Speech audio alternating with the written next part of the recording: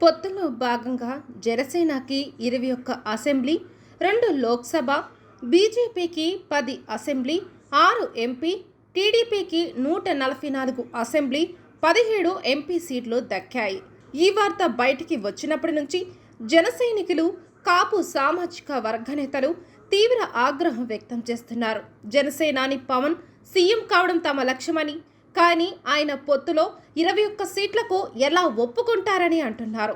ఈ 21 సీట్లతో పవన్ సీఎం కావాలంటే కల్లా అని ఆవేదన చెందుతారు. జనసేన, బీజేపీ కలిసి పోటీ చేసిన ఈ స్థానాలను ఈజీగా గెలిచేవారని వారు అంటున్నారు. దీనికి పొత్తు అవసరమా అని ప్రశ్నిస్తున్నారు.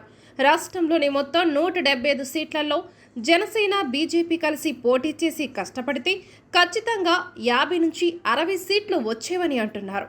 అలాగే టీడీపీ కూడా 50 నుంచి 60 సీట్లు, వైసీపీ 70 నుంచి 80 సీట్ల దాకా వచ్చేవని, అప్పుడు టీడీపీతో పొత్తు పెట్టుకొని సీఎం పదవిని చెరో 2.5 సంవత్సరాలు చేసుకుంటే సరిపోయేదని చెబుతున్నారు. ఇలా చేస్తే పవన్ సీఎం కల కూడా తీరేదని అంటున్నారు. దీంతో పాటు ఓడిన స్థానాల్లో కనీసం పార్టీ క్యాడర్ ఎంతో కొంత తయారయ్యేదని, 2029 ఎన్నికల నాటికి జనసేన పెద్ద పార్టీకి అవతరించే ఛాన్స్ ఉండేదంటున్నారు. ఇప్పుడు పవన్ 21 సీట్లకు ఒప్పుకోవడం ద్వారా పార్టీకి, పవన్ ఎదుగుదలకు ఏ మాత్రం ప్రయోజనం ఉండే అవకాశం లేదని జనసైనికులు ఆవేదన చెందుతున్నారు.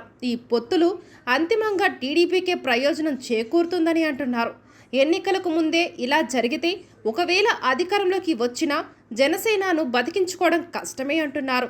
మొత్తానికి పొత్తుల వ్యవహారం జనసేనకు పెద్ద తలనొప్పిని తెచ్చిందని విశ్లేషకులు భావిస్తున్నారు.